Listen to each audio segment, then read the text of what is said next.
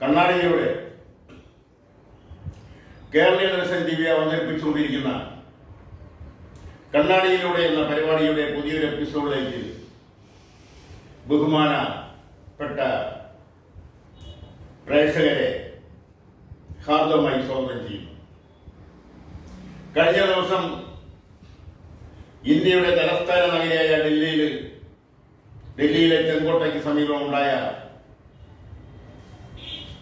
ഭീകരാക്രമണം. ആ ഭീകരാക്രമണത്തിൽ ഇതുവരെയുള്ള ലഭിച്ച കണക്കനുസരിച്ച് 13 പേർ കൊല്ലപ്പെട്ടു. നിരവധി പേർക്ക് പരിക്കേറ്റു.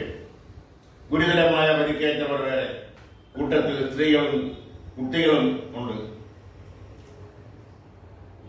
ഒരു ചാവേർ ആണ് ഈ ഭീകരാക്രമണം നടത്തിയത്. ചാവേർ എന്ന് പറയപ്പെടുന്നതിന് അവരും കൊല്ലപ്പെടുന്നു. ഇവർ എന്തിനാണ് ഈ ഭീകരാക്രമണം നടത്തിയതെന്ന് ചോദിച്ചാൽ അവർക്കും അറിയില്ല. അവരാരെയൊക്കെയോ പ്രേരണ കൊണ്ട് അല്ലെങ്കിൽ ആരെയൊക്കെയോ നിർദ്ദേശമനുസരിച്ച്, ആജ്ഞ അനുസരിച്ച്, ഉത്തരവനുസരിച്ച് അവരുടെ ഒരു തൊഴിലിന്റെ ഭാഗമായിട്ടാവാം, അല്ലെങ്കിൽ അവരെ വിശ്വസിപ്പിച്ചിരിക്കുന്ന തെറ്റായ ആശയങ്ങളുടെ പേരിലാവാം അവർ ഈ ചാവേറാവാൻ തീരുമാനിച്ചത്. ലോകത്ത് പലയിടത്തും ചാവേറുകളാണ് പല ആക്രമണങ്ങളും നടത്തുന്നത്. ഈ ചാവേറുകൾ എന്ന് പറയുന്നത് പാകിസ്ഥാന്റെ പിന്തുണയോടെ ഇന്ത്യയിൽ പ്രവർത്തിക്കുന്ന ഇസ്ലാമിക് ഭീകര സംഘടനയിൽപ്പെട്ടവരാണ്. അത്തരം സംഘടനകളെ പലപ്പോഴും തുറച്ചു നിൽക്കുന്നതിനുള്ള തീവ്ര യജ്ഞ പരിപാടി ഇന്ത്യയുടെ ഭാഗത്തു നിന്നുണ്ടാകുന്നുണ്ടെങ്കിലും അവിടെയെല്ലാം കണ്ടുവെട്ടിച്ച് ആണ് ഇത്തരം ഭീകരാക്രമണങ്ങൾ പലപ്പോഴും നടക്കുന്നത്. ഇതിനു മുമ്പും ഇത്തരം ഭീകരാക്രമണങ്ങൾ നടന്നിട്ടുണ്ട്. ഇതിന്റെ എല്ലാം പിന്നിൽ പ്രവർത്തിക്കുന്നത് മത തീവ്രവാദ ആശയങ്ങളാണ്, മത തീവ്രവാദ ചിന്താഗതിയാണ്, മത തീവ്രവാദ പ്രേരണകളാണ്. ഇതിനെ ലോകത്ത് നിന്ന് തുടച്ചു നിൽക്കുക എന്നുള്ളത് സമാധാന പ്രിയരായ അല്ലെങ്കിൽ സമാധാനം ആഗ്രഹിക്കുന്ന എല്ലാവരുടെയും ആവശ്യമാണ്. അതുകൊണ്ടാണ് ഇത്തരം ഭീകര ആക്രമണങ്ങൾ നടക്കുമ്പോൾ ലോക സംഘടനയും അതുപോലുള്ള മറ്റ് രാഷ്ട്രങ്ങളുമെല്ലാം അവലംബിച്ചത്. ഇതിനെ എങ്ങനെ തുടച്ചു നീക്കാം എന്നുള്ളത് സമാധാനം ആഗ്രഹിക്കുന്ന ലോകരാഷ്ട്രങ്ങൾ, രാഷ്ട്രീയ പ്രസ്ഥാനങ്ങൾ, ഭരണാധികാരികൾ എല്ലാം ഒരുമിച്ചിരുന്ന് ആലോചിച്ച് ചർച്ച ചെയ്ത് ബുദ്ധിപരവും ശാസ്ത്രീയവുമായ തീരുമാനങ്ങൾ എടുത്തുകൊണ്ട് അത് ഉറപ്പാക്കിക്കൊണ്ട് അതിലൂടെ മാത്രമേ ഈ ഭീകര ആക്രമണം നടത്തുന്ന ഭീകര ഒളിപ്പോരാളികളുടെ ഭീകര മത തീവ്രവാദികളുടെ സങ്കേതങ്ങൾ തകർക്കാൻ കഴിയും. എങ്കിൽ മാത്രമേ ഈ ഭീകരാക്രമണങ്ങൾ ഇല്ലാതാക്കാൻ കഴിയും. അതിനു വേണ്ടുന്ന സുതാര്യമായ നടപടികൾ ഇന്ത്യ എല്ലാ പ്രാവശ്യവും എടുത്തിട്ടുണ്ട്, ഇപ്പോഴും അത് എടുത്തിട്ടുണ്ട് എന്നുള്ളതും വളരെ സ്വാഗതാർഹമാണ്. പടിവാതിക്കൽ എത്തി നിൽക്കുന്നത് കേരളത്തിലെ തദ്ദേശീയ സ്വയംഭരണ സ്ഥാപനങ്ങളിലേക്കുള്ള തെരഞ്ഞെടുപ്പാണ്. ത്രിതല പഞ്ചായത്ത് തെരഞ്ഞെടുപ്പ്. മുമ്പ് ഒരു പഞ്ചായത്ത് മാത്രമേ ഉണ്ടായിരുന്നുള്ളൂ, ഗ്രാമപഞ്ചായത്ത് മാത്രം. അതാണ് ത്രിതല പഞ്ചായത്താക്കി മാറ്റിയത്. ഗ്രാമപഞ്ചായത്ത്, അതിന്റെ മുകളിൽ ബ്ലോക്ക് പഞ്ചായത്ത്, അതിന്റെ മുകളിൽ ജില്ലാ പഞ്ചായത്ത്. ഇടയ്ക്ക് മുനിസിപ്പാലിറ്റി കോർപ്പറേഷനുകളുമുണ്ട്.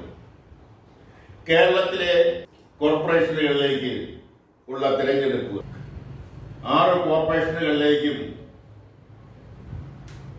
87 മുനിസിപ്പാലിറ്റികളിലും 14 ജില്ലാ പഞ്ചായത്തുകളിലേക്കും 152 ബ്ലോക്ക് പഞ്ചായത്തുകളിലേക്കും 941 ഗ്രാമപഞ്ചായത്തുകളിലേക്കുമാണ് തെരഞ്ഞെടുപ്പ് നടക്കുന്നത്.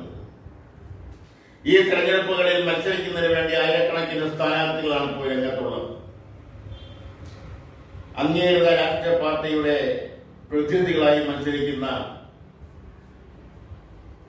സ്ഥാനാർത്ഥികൾ, കൂടാതെ സ്വതന്ത്രരായി മത്സരിക്കുന്ന സ്ഥാനാർത്ഥികളടക്കം ആയിരക്കണക്കിന് സ്ഥാനാർത്ഥികളാണ് നിലവിലുള്ളത്. കേരളത്തിലെ പ്രധാനമായും 3 രാഷ്ട്രീയ പാർട്ടികൾ നേതൃത്വം കൊടുക്കുന്ന മുന്നണികളാണ് മത്സരരംഗത്തുള്ളത്. ഒന്ന് CPIM നേതൃത്വം കൊടുക്കുന്ന ഇടതുപക്ഷ ജനാധിപത്യ മുന്നണിയും LDF, മറ്റൊന്ന് കോൺഗ്രസ് നേതൃത്വം കൊടുക്കുന്ന ഐക്യ ജനാധിപത്യ മുന്നണിയും UDF, മറ്റൊന്ന് BJP നേതൃത്വം കൊടുക്കുന്ന NDA ദേശീയ മുന്നണിയും. ഈ 3 മുന്നണികളും കേരളത്തെ സംബന്ധിച്ചിടത്തോളം ഏകദേശം ബലാബലമാണ്. മിക്ക പഞ്ചായത്തുകളിലും ഇവർ തുല്യ ശക്തികളാണ്. പല പഞ്ചായത്തുകളിലും, പല കോർപ്പറേഷനുകളിലും, പല മുനിസിപ്പാലിറ്റികളിലും കോൺഗ്രസ് മുന്നണിക്ക് മുകളിലാണ് BJP മുന്നണി. കഴിഞ്ഞ വർഷം തിരുവനന്തപുരം കോർപ്പറേഷനിൽ ഏകദേശം BJP മുന്നണിക്കും CPM മുന്നണിക്കും ഏകദേശം തുല്യമായിരുന്നു. പാലക്കാട് മുനിസിപ്പാലിറ്റിയിൽ നഗരസഭയിൽ ആധിപത്യം സ്ഥാപിച്ചത്, മേൽക്കൈ സ്ഥാപിച്ചത് BJP മുന്നണിയാണ്. വരാൻ പോകുന്ന നിയമസഭാ തെരഞ്ഞെടുപ്പ് 6 മാസം കഴിയുമ്പോൾ കേരളത്തിലെ നിയമസഭാ തെരഞ്ഞെടുപ്പ്, പൊതു തെരഞ്ഞെടുപ്പ് നടക്കുകയാണ്. ആ തെരഞ്ഞെടുപ്പിന്റെ മുന്നോടിയായിട്ടാണ് ഈ തദ്ദേശീയ സ്വയംഭരണ സ്ഥാപനങ്ങളിലേക്കുള്ള തെരഞ്ഞെടുപ്പിനെ കാണേണ്ടത്. അതുകൊണ്ട് തന്നെ ഇതിന്റെ പ്രാധാന്യം വളരെ വലുതുമാണ്. അതുകൊണ്ട് തന്നെയാണ് എല്ലാ മുന്നണിയും നിർത്താൻ കൊള്ളാവുന്നതിൽ വെച്ച്, അല്ലെങ്കിൽ ജനസമ്മതിയുള്ള, ജനങ്ങളുടെ അംഗീകാരമുള്ള, ജനങ്ങൾ ഇഷ്ടപ്പെടുന്ന വാർഡിലെ വോട്ടർമാർ അറിയുന്ന, ആരോപണങ്ങൾ ഏശിയിട്ടില്ലാത്ത സ്ഥാനാർത്ഥികളെ കണ്ടുപിടിക്കുന്നതിന് വേണ്ടി ബുദ്ധിമുട്ടിയതും അങ്ങനെയുള്ള സ്ഥാനാർത്ഥികളെയാണ് 3 മുന്നണികളും ഇപ്പോൾ നിർത്തിയിട്ടുള്ളത്. അതുകൊണ്ട് തന്നെ എല്ലാ പഞ്ചായത്തുകളിലും തീ പാടുന്ന മത്സരമായിരിക്കും നടക്കുക. ഈ കടുത്ത മത്സരത്തിലാണ് ആര് ജയിക്കും, ആർക്കാണ് ഭൂരിപക്ഷം കിട്ടുന്നത്. അത് കോർപ്പറേഷനിലായാലും, മുനിസിപ്പാലിറ്റിയിലായാലും, ബ്ലോക്ക് പഞ്ചായത്ത് തലത്തിലായാലും, ജില്ലാ പഞ്ചായത്ത് തലത്തിലായാലും, ഗ്രാമപഞ്ചായത്ത് തലത്തിലായാലും, ഇതെല്ലാം നിയമസഭയിലേക്കുള്ള ഒരു ചവിട്ടുപടിയായിട്ടാണ് ഈ തെരഞ്ഞെടുപ്പിനെ ജനം കാണുന്നത്. അതുകൊണ്ടാണ് ഇതിന്റെ പ്രാധാന്യം വളരെയധികം വലുതാണ് എന്ന് പറയാനുണ്ടായ സാഹചര്യം. ഈ തെരഞ്ഞെടുപ്പിൽ ആർക്കാണ് ഭൂരിപക്ഷം ലഭിക്കുന്നത്, അവരായിരിക്കും കേരള നിയമസഭയിലേക്കും ഭൂരിപക്ഷം വാങ്ങിക്കൊണ്ട് അധികാരത്തിൽ വരുന്നത്. ഇന്നത്തെ തെരഞ്ഞെടുപ്പിന്റെ പ്രചരണം വെച്ച്, അല്ലെങ്കിൽ തെരഞ്ഞെടുപ്പിന്റെ പ്രചരണ ചൂടും മത്സരിക്കുന്ന സ്ഥാനാർത്ഥികളുടെ വലിപ്പച്ചെറുപ്പവും ഒക്കെ വെച്ച് നോക്കുമ്പോൾ, ജനങ്ങളുടെ ഇടയിലുള്ള രാഷ്ട്രീയ പ്രസ്ഥാനങ്ങളുടെ അടിത്തറയും അവിടെ അവർക്കുള്ള സ്വാധീനമൊക്കെ വെച്ച് നോക്കുമ്പോൾ, ഒരു വ്യക്തമായി ആര് ആണ് വിജയിക്കുന്നത്, ആരാണ് പഞ്ചായത്തുകളിൽ, ആരാണ് ബ്ലോക്ക് പഞ്ചായത്തുകളിൽ, ആരാണ് ജില്ലാ പഞ്ചായത്തുകളിൽ, ആരാണ് നഗരസഭകളിൽ, ആരാണ് കോർപ്പറേഷനുകളിൽ അധികാരത്തിൽ വരുന്നത് എന്ന് ഒരു വ്യക്തമായ ചിത്രം തരാൻ ഇന്നത്തെ സാഹചര്യത്തിൽ ബുദ്ധിമുട്ടാണ്. എങ്കിലും ഒരു കാര്യം തുറന്നു പറയാൻ കഴിയും, നിയമസഭാ തെരഞ്ഞെടുപ്പിലേക്കുള്ള ഒരു ചവിട്ടുപടിയാണ് ഈ തദ്ദേശീയ സ്വയംഭരണ സ്ഥാപനത്തിലേക്കുള്ള തെരഞ്ഞെടുപ്പ്. ഈ തെരഞ്ഞെടുപ്പിൽ ബഹുഭൂരിപക്ഷം ലഭിക്കുന്നവർ തന്നെയായിരിക്കും നിയമസഭാ തെരഞ്ഞെടുപ്പിൽ ഭൂരിപക്ഷം ലഭിച്ച് കേരളത്തിന്റെ അധികാരം കൈക്കലാക്കുന്നു എന്ന കാര്യത്തിൽ ആർക്കും സംശയമില്ല. മറ്റൊരു പ്രധാനപ്പെട്ട കാര്യം എന്ന് പറയുന്നത്, ഇതിനു മുമ്പ് പറഞ്ഞിട്ടുള്ളതാണെങ്കിലും ഇപ്പോഴും അത് വളരെയധികം പ്രചരണ രംഗത്തും വളരെയധികം പ്രാധാന്യത്തോടെ നിലനിൽക്കുന്നത് കൊണ്ട് ശബരിമല വിഷയം പറയാതിരിക്കാൻ നിവൃത്തിയില്ല.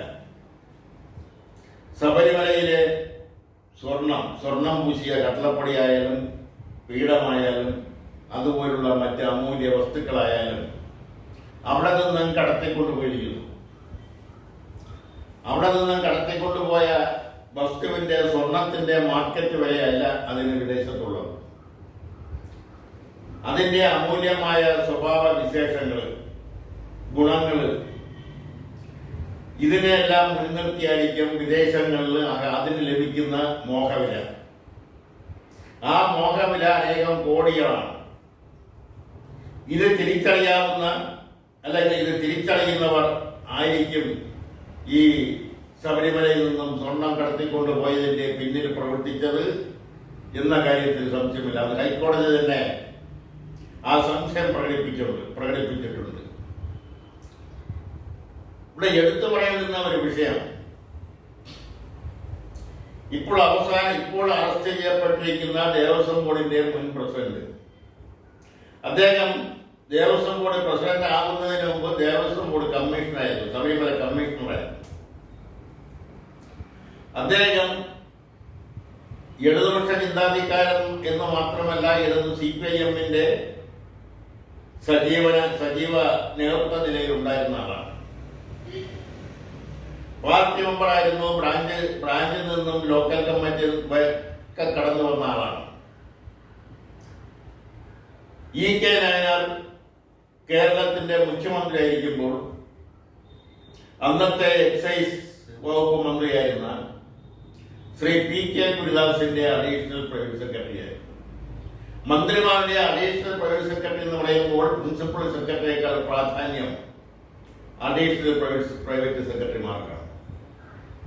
അവരാണ് കാര്യങ്ങൾ കൈകാര്യം ചെയ്യുന്നത്. അവരാണ് നയപരമായ തീരുമാനങ്ങൾ എടുക്കുന്നത്. അവരാണ് നയപരമായ പാർട്ടിയുടെ തീരുമാനങ്ങൾ അത് നടപ്പാക്കുന്നതിനുള്ള നോട്ടുകൾ തയ്യാറാക്കുന്നത് അഡീഷണൽ പ്രൈവറ്റ് സെക്രട്ടറിമാരാണ്.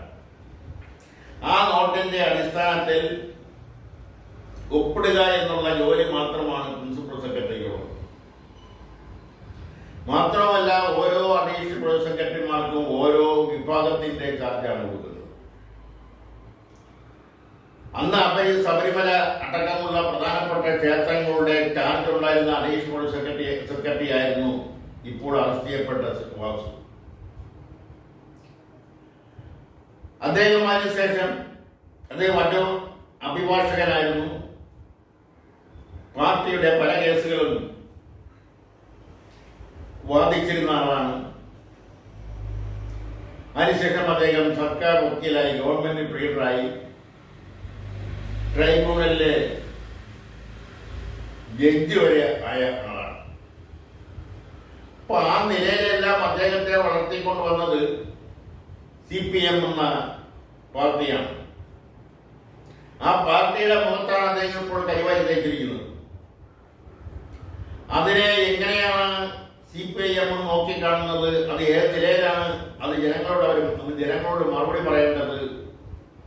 പറയാൻ ബാധ്യസ്ഥരാണ്. എന്തുകൊണ്ടിങ്ങനെ സംഭവിച്ചു?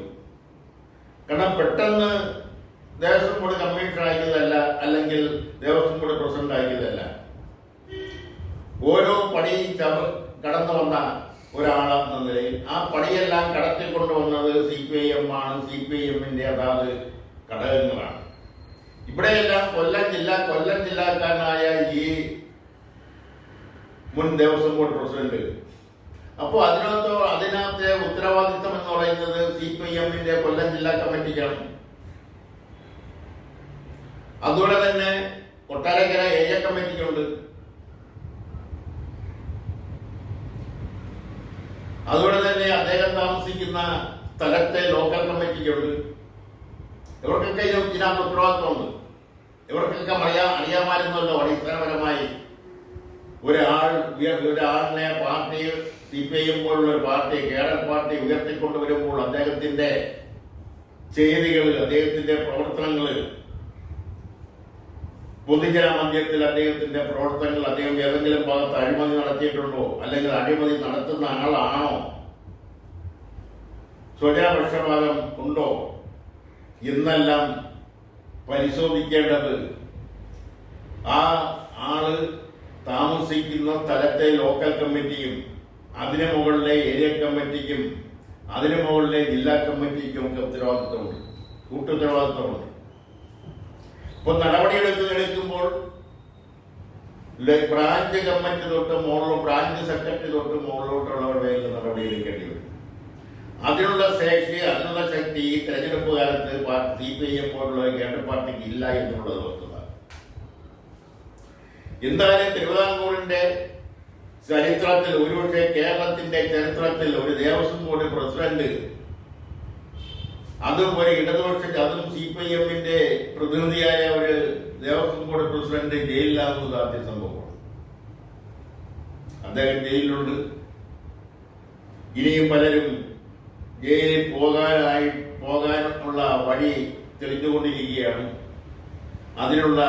അത് ഒരാള്, അതായത് ഇതിനെല്ലാം ഉത്തരവിൽ ഒപ്പിട്ട സെക്രട്ടറിയുടെ മുൻകൂർ ജാമ്യാപേക്ഷ സെഷൻസ് കോടതി തള്ളിയിരിക്കുകയാണ്.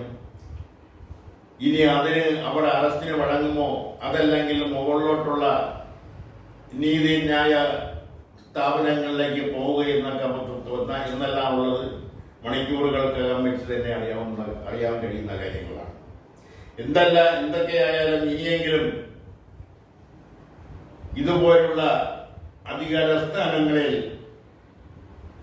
രാഷ്ട്രീയ പ്രസ്ഥാനങ്ങളുടെ പ്രതിനിധികളെ നിയമിക്കുമ്പോൾ അത് ഏത് രാഷ്ട്രീയ പ്രസ്ഥാനമായാലും ശരി, വളരെയധികം സ്ക്രീൻ ചെയ്ത് മാത്രമേ നിയമിക്കാവൂ എന്നാണ് അക്കാര്യത്തെക്കുറിച്ച് എല്ലാ രാഷ്ട്രീയ പാർട്ടികളോടും. അതുപോലെ തന്നെ പിന്നീട് എടുത്തു പറയുന്ന ഒരു കാര്യം, SIR ഡേറ്റാ ബാങ്കിൽ വന്ന അപാകതകളാണ്. അതിൽ പല വീട്ടു നമ്പറിന്റെയും സ്ഥാനത്ത് 0 കൊടുത്തിരിക്കുന്നത്. 0 നമ്പർ ഒരു വീട്ടിന് 0 നമ്പറില്ല. അതെങ്ങനെ സംഭവിച്ചു? അവിടെയെല്ലാം പല തെറ്റുകളും സംഭവിച്ചിരിക്കുന്നു. തെരഞ്ഞെടുപ്പ് പടിവാതിൽ നിൽക്കുന്നു. ആ സമയത്താണ് SIR-ന്റെ ഡേറ്റാ ബേസിൽ ഗുരുതരമായ തെറ്റുകൾ, ഗുരുതരമായ പിഴവുകൾ, ഗുരുതരമായ തകരാറുകൾ വന്നിരിക്കുന്നു. അതിൽ അത് സംഭവിച്ചത് എങ്ങനെയാണ്? സാങ്കേതിക രംഗത്തുള്ള പിഴവാണോ, അല്ലെങ്കിൽ ആ സാങ്കേതിക സിസ്റ്റം കൈകാര്യം ചെയ്തതിന്റെ പിഴവാണോ, അതല്ലെങ്കിൽ അതുമായി ബന്ധപ്പെട്ട ഉദ്യോഗസ്ഥരുടെ അശ്രദ്ധയോ അനാസ്ഥയാണോ എന്നെല്ലാം ഇനി വരും ദിവസങ്ങളിൽ മാത്രമേ അറിയാൻ കഴിയൂ. എന്തായാലും അത് തെരഞ്ഞെടുപ്പ് കമ്മീഷന്റെ വിശ്വാസത്തെ ചോദ്യം ചെയ്യുന്ന നിലയിലേക്ക് ഈ പിഴവ് മാറിക്കൊണ്ടിരിക്കുന്നു.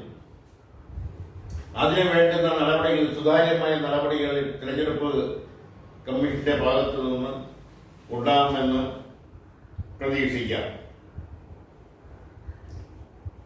അതുപോലെ തന്നെ ഈ അടുത്ത ദിവസങ്ങളിൽ ദേശീയപാതകളിൽ അങ്ങോളം ഇങ്ങോളം നടക്കുന്ന പണികൾ, ദേശീയപാത വികസനത്തിന്റെ ഭാഗമായി നടക്കുന്ന നിർമ്മാണ പ്രവർത്തനങ്ങൾ, അവിടെയെല്ലാം വളരെ അപകടകരമായ രീതിയിലാണ് അവിടുത്തെ സംവിധാനങ്ങളെല്ലാം നിലനിൽക്കുന്നത്. അതുവഴിയാണ് വാഹനങ്ങളൊക്കെ ഇപ്പോഴും ഓടിക്കൊണ്ടിരിക്കുന്നത്. രാത്രി കാലങ്ങളിൽ പല അപകടങ്ങളും വരുത്തിവെക്കുന്നു, പകലും അപകടങ്ങൾ വരുത്തിവെക്കുന്നു. അവിടെ എല്ലാവിധമുള്ള സംവിധാനങ്ങൾ, അവിടുത്തെ സിഗ്നലുകൾ ഒക്കെ തന്നെ സുതാര്യമല്ലാത്തത് കൊണ്ടാണ്, അല്ലെങ്കിൽ അവിടെ കുണ്ടും കുഴിയും കിടക്കുന്നത് കൊണ്ടാണ്, അതെല്ലാം യഥാസമയം നികത്താത്തത് കൊണ്ടോ, അല്ലെങ്കിൽ അവിടെയെല്ലാം സിഗ്നൽ സ്ഥാപിക്കാത്തത് കൊണ്ടോ, അല്ലെങ്കിൽ അവിടെയെല്ലാം നിയന്ത്രിക്കുന്നതിന് വേണ്ടുന്ന ആൾക്കാരെ നിയമിക്കാത്തത് കൊണ്ടോ ആണ് ഇത്തരം ദേശീയപാതയിലെ അപകടങ്ങൾ ഉണ്ടാകുന്നത്. പലരും കൊല്ലപ്പെട്ടിരിക്കുന്നു. ദേശീയപാതയുടെ നിർമ്മാണ പ്രവർത്തനം തുടങ്ങിയ തൊട്ട് ഇങ്ങോട്ട് എടുത്ത് നോക്കിയാൽ നിരവധി ആൾക്കാരാണ് വാഹനങ്ങളിൽ, ഇരുചക്ര വാഹനങ്ങളിൽ പോകുന്നവർ, 4 ചക്ര വാഹനങ്ങളിൽ പോകുന്നവർ, അതുപോലുള്ള ഹെവി ബൈക്കുകളിൽ പോകുന്നവരൊക്കെ പലപ്പോഴും അപകടങ്ങളിൽപ്പെടുകയും അവരുടെ ജീവനുകൾ നഷ്ടപ്പെട്ടുകൊണ്ടിരിക്കുകയും ചെയ്യുന്ന ഒരു സ്ഥിതിവിശേഷം ഇന്ന് കേരളത്തിലുണ്ട്. അത് പലപ്പോഴും ജനങ്ങൾ അതിനെതിരെ രൂക്ഷമായി വിമർശനങ്ങളുമായി, രൂക്ഷമായ പ്രതിഷേധവുമായി രംഗത്ത് വന്നിട്ടുണ്ട്. പലപ്പോഴും കോടതി തന്നെ ഇടപെട്ടിട്ടുണ്ട്. എങ്കിലും ദേശീയപാത അതോറിറ്റി അത് വേണ്ട വിധം ആരോഗ്യകരമായി അത് കൈകാര്യം ചെയ്യാത്തത് കൊണ്ടാണ് വീണ്ടും വീണ്ടും അപകടങ്ങൾ ഉണ്ടായിക്കൊണ്ടിരിക്കുന്നത്.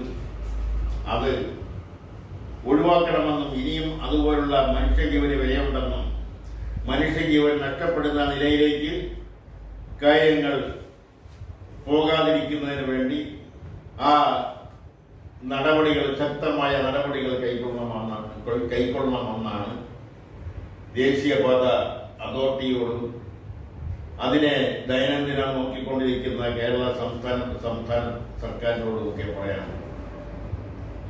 ഈ അടുത്ത കാലത്ത് 2 ദിവസങ്ങൾക്ക് മുമ്പ് അന്തരിച്ച ശ്രീ രഘുചന്ദ്രപാൽ, അദ്ദേഹം ഒരു കാലഘട്ടത്തിൽ, അതായത് കരുണാകരൻ മുഖ്യമന്ത്രി ആയിരിക്കുന്ന ആദ്യ കാലഘട്ടത്തിൽ അദ്ദേഹം എക്സൈസ് വകുപ്പിന്റെ ചുമതലയുള്ള മന്ത്രിയായിരുന്നു. കരുണാകരന്റെ വിശ്വസ്തനായിരുന്നു. ആ വിശ്വാസം എവിടെയോ വെച്ച് നഷ്ടപ്പെട്ടപ്പോഴാണ് അദ്ദേഹത്തെ മന്ത്രിസ്ഥാനത്ത് നിന്ന് കരുണാകരനെ നീക്കേണ്ടി വന്നത്, ഒഴിവാക്കേണ്ടി വന്നത്. രഘുചന്ദ്രപാലിനെ കുറിച്ച് പറയുമ്പോൾ അദ്ദേഹം ഇടതുപക്ഷ രാഷ്ട്രീയമായിട്ടാണ് ഇടതുപക്ഷ രാഷ്ട്രീയ പ്രസ്ഥാനവുമായിട്ട് ബന്ധപ്പെട്ടാണ് പൊതുരംഗത്ത് വരുന്നത്.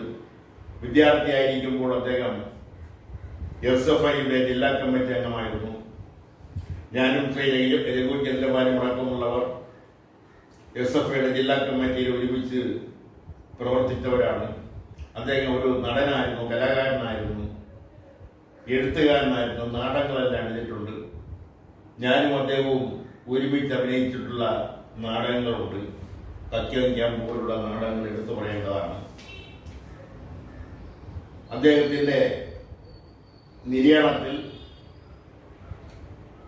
കോൺഗ്രസ് പാർട്ടിയെ സംബന്ധിച്ചിടത്തോളം, പ്രത്യേകിച്ചും തെക്കൻ തിരുവിതാംകൂറിനെ സംബന്ധിച്ചിടത്തോളം, തിരുവനന്തപുരത്തിൻ്റെ ജില്ലയിലെ നെയ്യാറ്റിൻകര താലൂക്കിനെ സംബന്ധിച്ചിടത്തോളം ഒരു തീരാ നഷ്ടം തന്നെയാണ്. അദ്ദേഹത്തിൻ്റെ വിയോഗത്തിൽ അദ്ദേഹത്തിൻ്റെ കുടുംബങ്ങളോടും അദ്ദേഹത്തിൻ്റെ പ്രതിനിധാനം ചെയ്ത രാഷ്ട്രീയ പ്രസ്ഥാനത്തോടും അനുശോചനം